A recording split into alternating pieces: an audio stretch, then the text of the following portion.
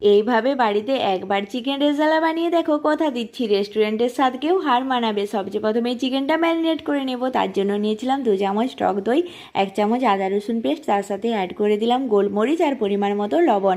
এবার এগুলোকে ভালোভাবে মিশিয়ে নিয়ে আমি মিনিমাম 1 ঘন্টার মতো ঢেকে রেখে দেবো।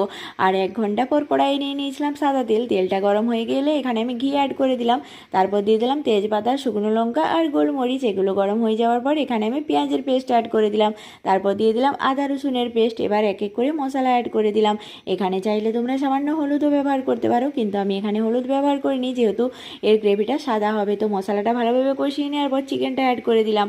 আর চিকেনটা ভালোভাবে কষিয়ে নেওয়ার পর দেখতেই পাচ্ছ তেলটা সেপারেট হয়ে গেছে। এবার দিয়ে দিলাম 1 বাটির মতো জল।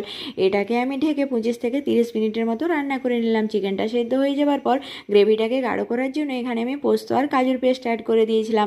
তো চিকেন রেজালাটা আমার রেডি হয়ে গেছে। রেসিপিটা কীরকম হয়েছে জানিও, আর পেজটাকে ফলো করে দিও। Bye bye.